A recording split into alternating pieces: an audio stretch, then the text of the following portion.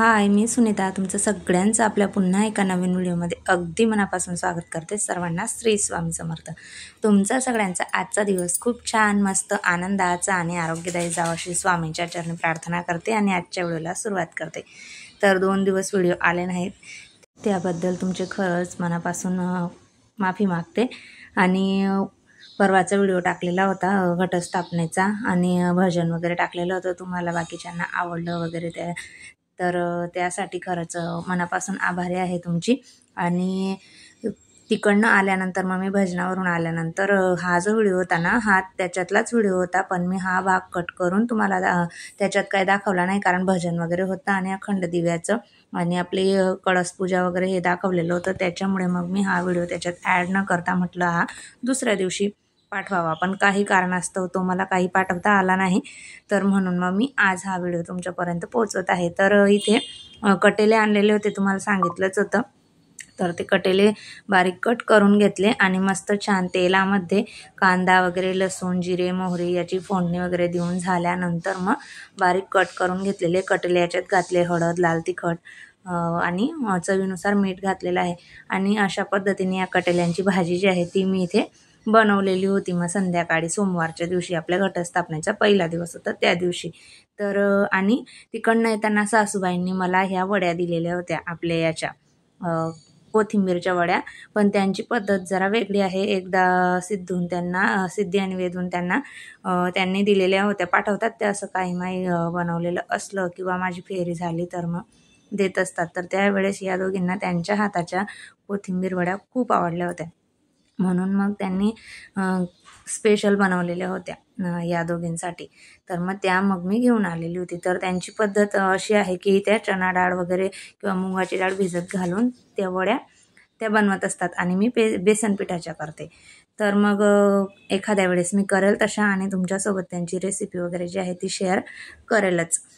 तर एक भाजी तर माझी फिक्स झालेली होती. कटेल्यांची भाजी मला करायची होती, कारण ते जास्त दिवस राहत नाही, लाल पडतात आणि लाल पडल्यामुळे मग भाजी आंबट लागते किंवा चवीला चांगली लागत नाही, पिकून जातात ते. त्यामुळे मग कटेल्यांची भाजी बनवायची होती. म्हटलं चला ही सुकी भाजी आहे, त्याच्या सोबतीला आता मस्त छान वड्या ज्या आहेत त्या आपण आता तळून घेऊयात. मिळालेलेच आहेत. असं कोणीतरी एखादं आपल्याला आयतं वगैरे कोणी ज्यावेळेस देतं त्यावेळेस जरा बरं वाटतं, म्हणजे कोणीतरी आपली काळजी करणारा आहे किंवा देतं आपल्याला अधूनमधून असं काही. आणि स्वतःच्या हाताचं खरंच आपण खाऊन खाऊन कंटाळलेलो असतो, त्यामुळे एखाद्याने जर आपल्याला दिलं कोणीतरी तर मग त्याची चव पण खूप छान लागते आणि त्याचा आनंद काही वेगळाच असतो.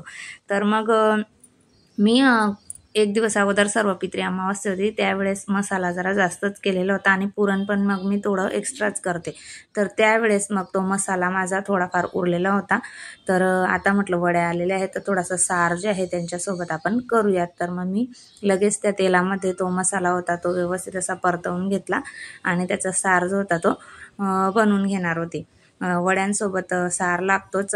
माझ्या इथे तरी बरेच जण नुसत्या खातात, पण आम्ही अशा पद्धतीने म्हणजे मसाल्याची भाजी वगैरे जी म्हणतो आपण ती फक्त त्याच्यात काहीच न घालता फक्त वड्या ज्या आहेत त्या जेवायच्या वेळेस त्याच्यात टाकून तो सार आम्ही बनवत असतो.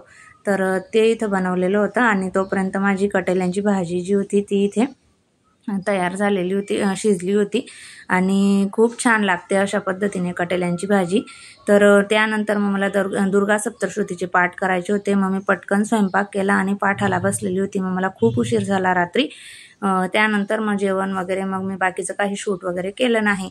तर हा दुसऱ्या दिवसाचा व्हिडिओ आहे आणि तो जो धागा होता तो मी एक दिवस अगोदर संध्याकाळी तुळशीमध्ये ठेवलेला होता. तर कच्चं सूत आहे ते. तर आमच्या इकडे ना व्रताचा दोरा घेतात, म्हणजे व्रत घेतात.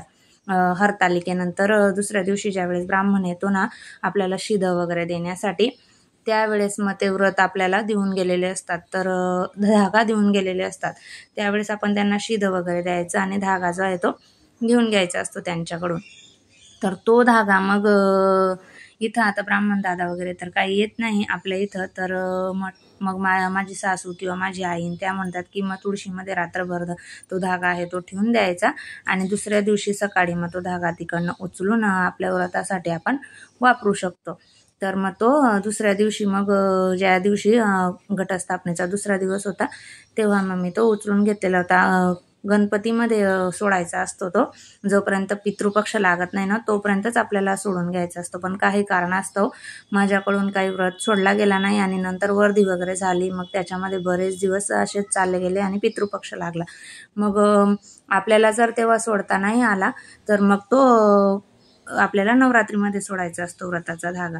तर मग मी आता म्हटलं व्यवस्थित आहे सगळं, तोपर्यंत व्रताचा धागा जो आहे तो आपण घेऊन घेऊया, व्रत सोडून घेऊया आपलं. कारण नंतर मग परत राहिला तर मग पुढच्या वर्षी परत आपल्याला 2 भंडारे करावे लागतात. आणि मागच्या वर्षी पण आमच्या इकडे ना सतत श्रावणामध्ये किंवा गणपतीमध्ये ना सुतक आणि वर्दीच होती. त्यामुळे मग मागच्या वर्षाच्या पण व्रत माझा सोडायचा राहून गेलेला होता. तर आता म्हटलं ह्या वर्षी तर अशी चूक व्हायला नको, कारण मग नंतर 2-3 भंडारे होऊन जातील माझे. तर 10 दिवे करायचे असतात आणि 11वा हा भंडारा असतो. तर त्या भंडाऱ्यामध्ये गूळ, खोबरं असं आणि गहू घालावे लागतात, गव्हाचे फाडे घालावे लागतात 11. तर ते घातलेले आहेत आणि वरून अशा पद्धतीने त्याला व्यवस्थित अशी एक छोटीशी पोळी करून त्याला कव्हर करून घ्यायचं असतं. तर मागच्या वर्षी राहिल्यामुळे मग हा भंडारा मी परत 2 बनवलेले होते, मग नाहीतर एकच बनवावा लागतो. तर अशा पद्धतीने आम्ही व्रताचा जो दोरा आहे किंवा व्रत आहे ते सोडतात. आणि या व्रताला खिंड पाळायला मध्ये चालत नाही, म्हणजे एखादं वर्ष गॅप द्यायला नाही चालत. आणि गॅप असला तरी तुम्हाला सांगितलंच की भंडारा एक्स्ट्रा करून मग ते व्रत आपल्याला सोडायचं असतं. म्हणजे आयुष्यभर ते आपल्यासोबतच असतं. आमच्या इकडे करतात. लहानपणी माझी आजी वगैरे माझी मम्मी त्या सगळ्या करायच्या. त्यावेळेस मग तो धागा जो आहे ना तो आपल्याला पिवळ्या याच्यात हळदीमध्ये पिवळा करून घ्यायचा असतो थोडं पाणी घालून. आणि 11 दिवे करून ते भंडारे वगैरे जे आहेत ते वाफवून घेतलेले होते. आणि त्याच्यामध्ये आता लांब वाती ठेवलेले आहेत, तूप घातलेलं आहे.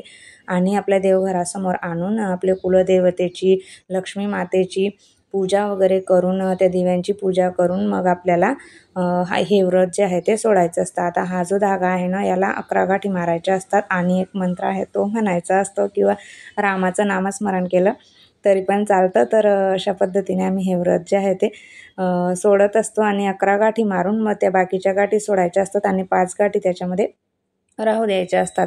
तर तो धागा वगैरे पण पुजून घ्यायचा तिथे. आणि दिवे जे आहेत ना ते प्रज्वलित करून घ्यायचे, दिवे लावून घ्यायचे आपल्या देवघरासमोर.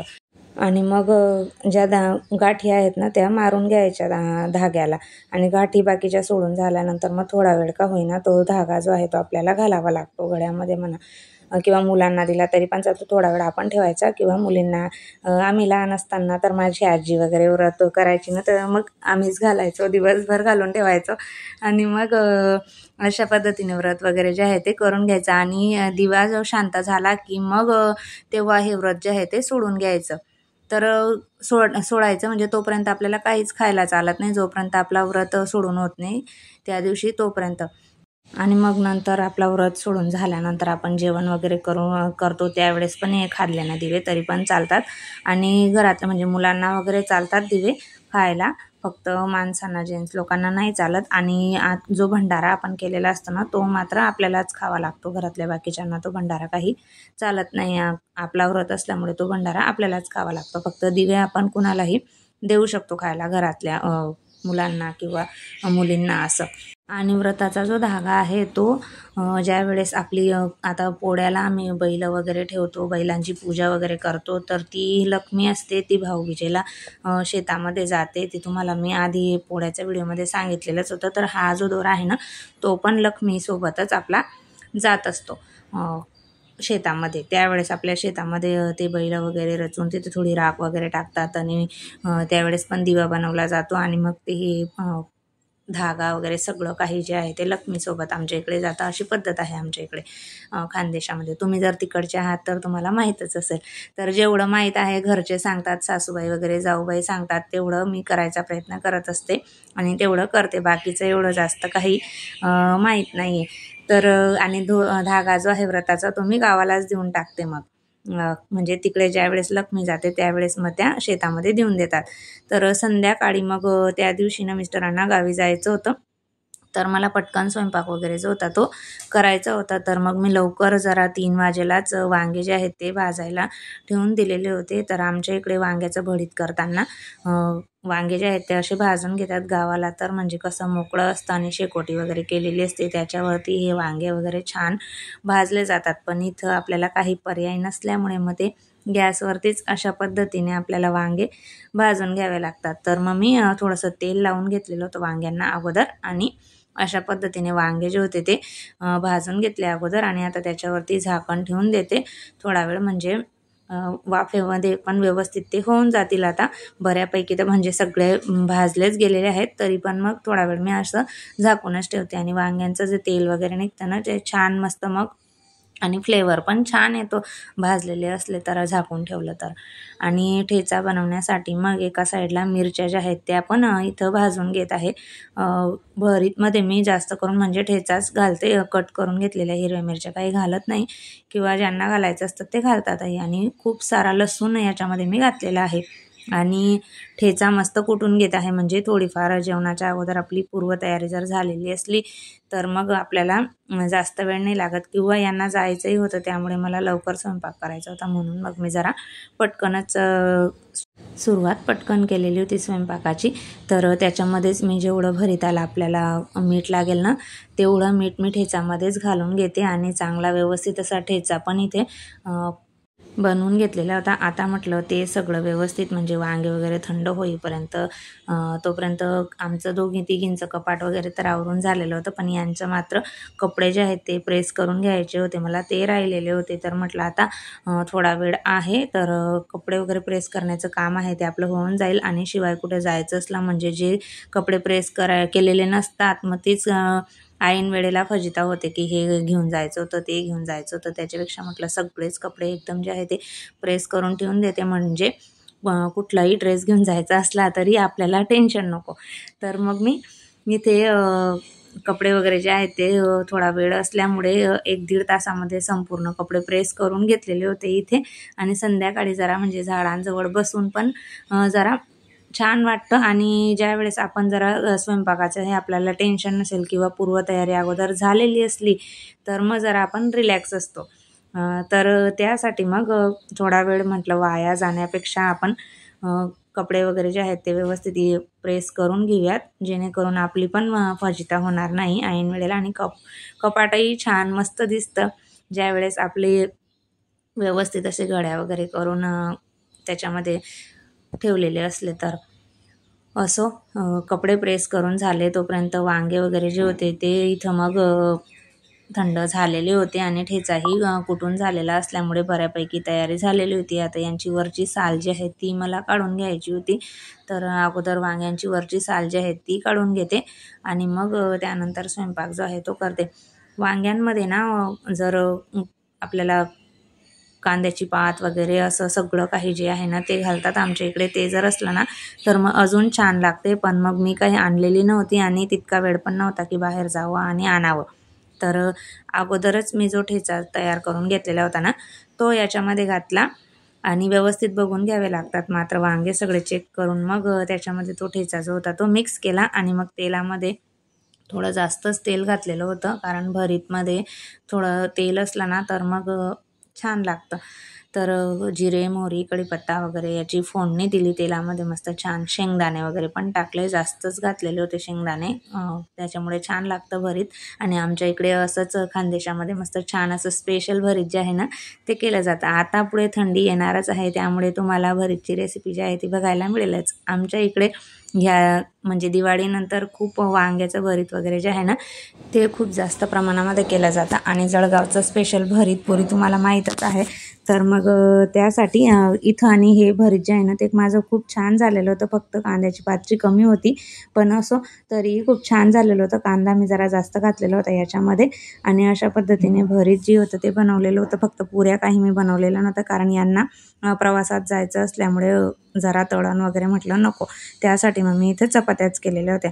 तर इतकं छान झालेलं होतं ना भरीत, तर कायच सांगू तुम्हाला, खूप छान झालेलं होतं. आणि ठेचा मात्र मी भरीतमध्ये अगोदरच कालवून घेतलेला असल्यामुळे ज्या वेळेस कांदा वगैरे घातला त्यावेळेस लसूण आणि काही घातलेलं नव्हतं, मिरची वगैरे, कारण ठेचा करून घेतलेला होता अगोदर आणि याच्यामध्ये मिक्स केलेलं होतं. असो आज मी तुम्हाला खानदेशच्या मस्त अशा छान 2 रेसिपी ज्या होत्या स्पेशल त्या दाखवलेल्या होत्या. कशा वाटल्या कमेंट करून नक्की सांगा. नेहमीप्रमाणे आवडल्या असतील तर लाईक करा, शेअर करा, सबस्क्राईब करा. श्री स्वामी समर्थ.